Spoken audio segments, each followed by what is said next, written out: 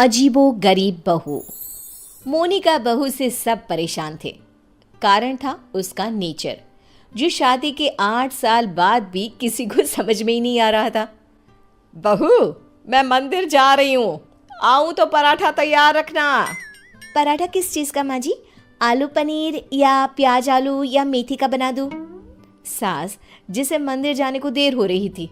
अरे बहू, किसी भी चीज़ का बना देना, वैसे भी भूख बहुत लगी है, मैं जल्दी ही मंदिर होकर आती हूँ। सास तो चली जाती है, लेकिन बहू वो तो अपने ही काम में मस्त हो जाती है। बेटा, तेरी सास आती होगी, जल्दी से पराठा बनाकर रख दे, नहीं तो तेरी क्लास लग जाएगी। ना ना पिताजी, अब कोई मेरी क्लास नहीं ले सकता। नहीं ले सकता? अब नहीं ले सकता क्या मतलब? तेरी सास तो आज तक मेरी क्लास ले रही है। पिताजी, मैंने तो शादी ही इसलिए की है कि मुझे पढ़ाई ना करनी पड़े। क्लास लेंगी सास तो मैं नहीं रह पाऊंगी। अरे तो जो होमवर्क देकर गई है वो जल्दी से पूरा कर ले बेटा। होमवर्क? कैसा होमवर्क? अरे परेशान हो गया मैं तो। कुछ नहीं बहू, कुछ नहीं, सॉरी, जा। माफ़ी भी मांग रहे हैं पापा जी, और मुझे पता भी नहीं कि आपने क्या गलती कर दी। खैर, जा रही हूँ मैं। आज ना अलमारी ठीक करने का काम करना है मुझे। बहू कमरे में चली जाती है कि सामने उसकी बेटी की सहेली आ जाती है। अरे मेरा बेटा, ये कौन है? माँ, ये मेरी सहेली है मायरा, पास के सेक्टर में रहती है। अच्छा, क्या नाम है? कहाँ मिले तुम दोनों? आंटी, इसने बताया ना कि मेरा नाम मायरा है, मैं पास के बिल्डिंग में रहती हूँ और हम स्कूल फ्रेंड्स हैं। अच्छा, तुम लोग स्कूल में नहीं खेलते, जो घर में खेलने की जरूरत पड़ गई? वैसे क्या करते हैं पापा तुम्हारे? आंटी, मेरे पापा अमेरिका में रहते हैं। अच्छा, क्या करते हैं? अच्छा, कितने भाई बहन हो तुम? और सॉरी आंटी, मुझे जाना है। मीरा, देख लेना, खेलना हो तो शाम को पार्क में मिलते हैं। सहेली के जाने के बाद, क्या है माँ, भगा दिया ना मेरी सहेली को। अरे पता नहीं क्यों इतनी बड़ी होकर भी आप समझ नहीं पाती कि कैसे रहना चाहिए, क्या पूछना चाहिए। भगा दिया मेरी सहेली को। खैर, मोनिका का अजीबो गरीब नेचर चेंज होने का नाम ही नहीं ले रहा था। एक दिन, क्या बात है मोनिका, कहाँ जा रही हो? मैं ना ज़रा बाज़ार जा रही हूँ, थोड़ा काम है। आप बताओ, काफ़ी बिजी लग रहे हो। हाँ यार, वर्क फ्रॉम होम है ना, तो काम बहुत ज़्यादा है। ठीक है, कोई ना। वो क्या है ना, बाहर धूप है और मुझे सामान लेने जाना था। कोई ना, लेकर आती हूँ। क्या होगा, ज़्यादा से ज़्यादा चक्कर खाकर गिर जाऊँगी या फिर कुछ हो जाएगा। अरे नहीं नहीं, लाओ लाओ, क्या लाना है, लिस्ट मुझे दे दो, मैं लेकर आता हूँ। मोनिका पति को लिस्ट देकर किचन में चली जाती है। अरे क्या बात है, तू तो झोला लेकर निकली थी, फिर वापस क्यों आ गई? वो क्या है ना, ये बोले कि मैं ले आता हूँ तो मैं वापस आ गई। देख ले, किचन तेरा है, तू जानती है क्या है क्या नहीं है। अरे कोई बात नहीं, वो ले आएंगे ना सब, मैंने उन्हें लिस्ट दे दी है। लेकिन जब थोड़ी देर बाद पति सारा सामान लेकर आता है तो मैं चली दाल बनाने। लेकिन ये क्या, झोले से तो दाल निकलती ही नहीं। ये क्या है जी, दाल क्यों नहीं लाए आप? अरे लिस्ट में लिखा ही नहीं था तो मैं कैसे लाता, जो लिखा है सब लाया हूं मैं।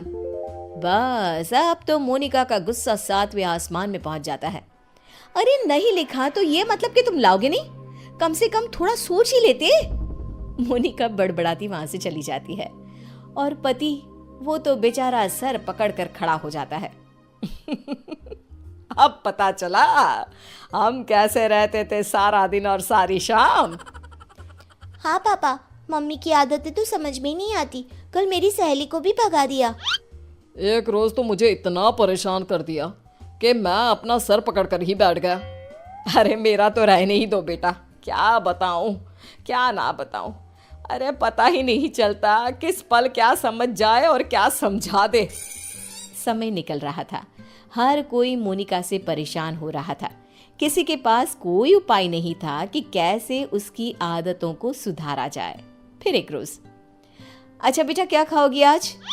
माँ, कुछ भी बना लो। कुछ भी क्या होता है? अरे बताना रानी बिटिया को क्या खाने का मन है। माँ, पालक पनीर। मेरी बेटी पालक पनीर खाएगी। लेकिन बेटा पालक तो है नहीं, कुछ और बता। माँ, बहुत दिनों से छोले भटूरे नहीं खाए। ओ, वो कैसे बनेगा बेटा? उसके लिए तो छोले भिगोने पड़ेंगे ना। बेटी माँ को जो भी बनाने को बताती, मोनिका कोई ना कोई परेशानी बता देती, जिसके बाद माँ कुछ भी बना दे, तू एक काम कर, दाल चावल ही उबाल दे। वही तो बनाया है बेटा, चल जल्दी से आजा खा ले। माँ चली जाती है, लेकिन बेटी परेशान हो चुकी होती है। क्या है, माँ ने जब बना ही लिया था दाल चावल, तो मेरा वक्त क्यों बर्बाद कर रही थी? तभी वहाँ दादी आ जाती है। क्योंकि तेरी माँ है ही ऐसी, यहाँ तेरे पास आने से पहले मेरा भी सर खा कर गई है। क्या कर सकते हैं अब। पर दादी, ऐसे हाथ पैर बांध कर भी तो नहीं रह सकते ना। हाँ बेटा, सही बोल रही है तू। बहू को तो समझाना ही होगा कि वो जो व्यवहार करती है वो ठीक नहीं है। बस फिर क्या था, सभी सोच लेते हैं कि जैसे को तैसा करना है। अगले रोज नाश्ते पर, ये क्या है मोनिका, पराठे क्यों बनाए? मुझे तो पोहा खाने का मन था। लेकिन मुझे कैसे पता चलेगा कि आपको पोहा खाना है? बता देते ना। बिल्कुल वैसे ही जैसे तुमको लगता था कि मुझे ये पता होना चाहिए था कि दाल लानी है। मोनिका को कुछ तो समझ में आ जाता है, लेकिन वो शांत रहती है। फिर अगले रोज, माँ जी, वो कल ना मेरा व्रत है, तो बताइए ना शाम की पूजा कैसे करनी होती है? कौन सी पूजा, साड़ी वाली या सूट वाली? माँ जी, साड़ी वाली। वैसे क्या खाते हैं उसमें? खीर ना, तो मैं अभी खीर बना लेती हूँ। कौन सी खीर बहू, चावल वाली या सूजी वाली? बहू समझ जाती है कि वो सास को जैसे कभी पराठे के लिए कंफ्यूज कर रही थी, सास उसे अब कंफ्यूज कर रही है। तभी डोरबेल बजती है। सामने होती है पड़ोसन, जो मोनिका से मिलने आई होती है। अरे बिटिया, माँ को बुलाना अपनी। माँ को? लेकिन इस वक्त आपको क्या काम है? छोटी सी है, लेकिन सवाल देखो, पुलिस की तरह दागी जा रही है।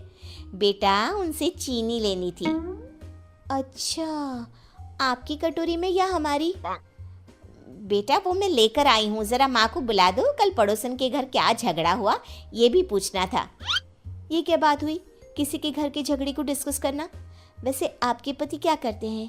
वो कितने बजे ऑफिस जाते हैं? और माँ जब शाम को वॉक पर जाती है, तो क्या उस वक्त आप लोगों की बात नहीं होती? मोनिका बेटी की सारी बात सुन रही थी, लेकिन जैसे ही वो बेटी को कुछ कहती, पड़ोसन उल्टे पैर भाग जाती है।